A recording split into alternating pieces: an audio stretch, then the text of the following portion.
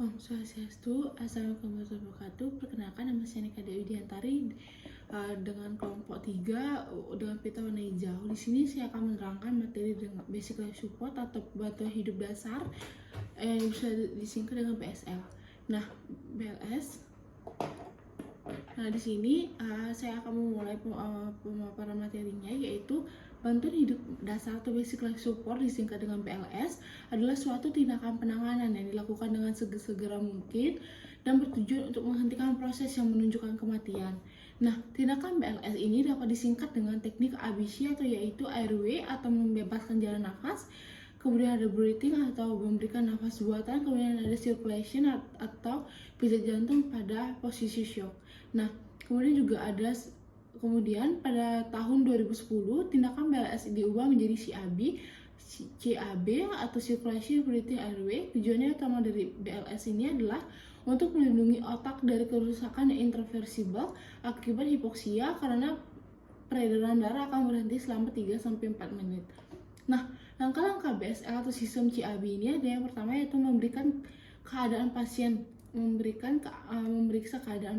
kemudian respon pasien termasuk mengkaji ada atau tidaknya nafas secara visual tanpa teknik look, listen, and feel. Kemudian yang kedua yaitu melakukan panggilan darurat. Kemudian yang ketiga ada circulation, yaitu meraba dan menentukan denyut nadi karotis. Jika ada denyut nadi, maka dilanjutkan dengan memberikan bantuan pernafasan. Nah, tetapi jika tidak ditemukan denyut nadi, maka dilanjutkan dengan melakukan kompresi dada. Untuk pertolongan dan petugas kesehatan tidak dianjurkan untuk pemeriksaan denyut nadi. Nah, pemeriksaan denyut nadi ini tidak boleh lebih dari 10 detik. Nah, lokasi kompresi berada pada tengah dada korban atau setengah bawah sternum.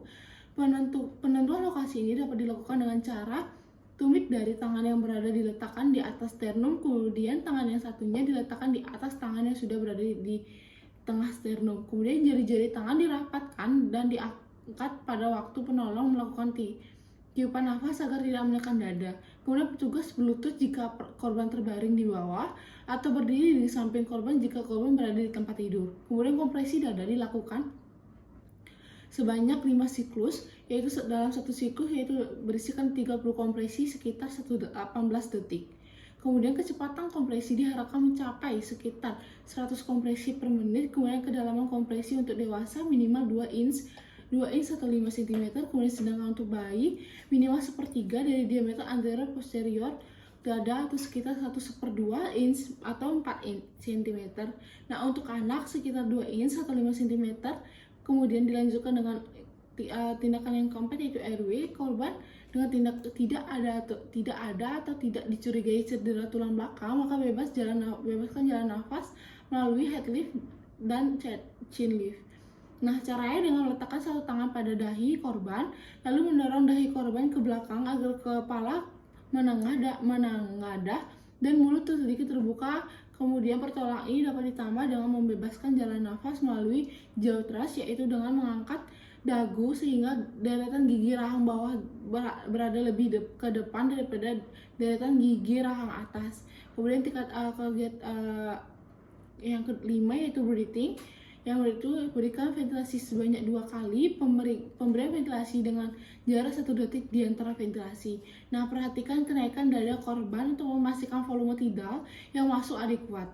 Nah, untuk pemberian mulut ke mulut, langkahnya sebagai berikut, yaitu pastikan hidung korban terpencet rapat, ambil nafas seperti biasa, jangan terlalu dalam. Kemudian buat keadaan mulut ke mulut yang serapat mungkin. Kemudian berikan satu ventilasi tiap 1 detik, kembali ke langkah ambil nafas hingga berikan nafas kedua selama 1 detik. Nah, jika tidak memungkinkan untuk memberikan pernafasan melalui mulut korban, dapat dilakukan pernafasan mulut ke hidung korban. Untuk pemberian melalui back mask, pastikan menggunakan back mask dewasa dengan volume 1-2 liter agar memberikan ventilasi yang memenuhi volume tidal sekitar 600 ml. Setelah terpasangnya advised airway, maka ventilasi dilakukan dengan frekuensi 6-8 detik per ventilasi atau sekitar 8-10 nafas per menit. Dan kompresi dada dapat dilakukan tanpa interupsi. Jika pasien mempunyai denyut nadi namun membutuhkan pernafasan bantuan, ventilasi dilakukan dengan kecepatan 5-6 detik per nafas atau sekitar 10-12 nafas per menit. Dan memeriksa denyut nadi kembali setiap 2 menit. Untuk satu siklus airway, Untuk satu siklus perbandingan kompresi dan ventilasi adalah 30/2. Setelah terdapat FS airway, kompresi dilakukan terus-menerus dengan kecepatan 100 kali per menit dan ventilasi tiap 6-8 detik per kali. Kemudian tindakan selanjutnya yaitu RGP. RGP terus dilakukan hingga alat defibrillasi otomatis datang, pasien bangun, atau petugas ahli datang. Bila harus terjadi interupsi, petugas kesehatan sebaiknya tidak memakan lebih dari 10 detik kecuali untuk memasang alat defibrillasi otomatis atau pemasangan FS airway.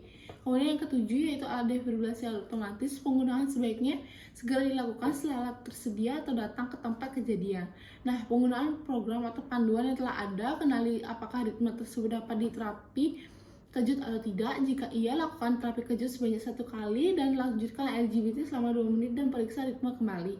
Namun, jika ritme tidak dapat diterapi kejut, lanjutkan RGP selama 2 menit dan periksa kembali ritme. Lakukan terus langkah tersebut hingga petugas ACLS, Service Cardiac Life Support, datang atau korban mulai bergerak. Mungkin dari penjelasan materi basic life support dari saya segitu saja. Jika ada kesalahan kata, saya mohon maaf. Saya tutup dengan para Santi, Om Santi Om. Assalamualaikum warahmatullahi wabarakatuh. Terima kasih.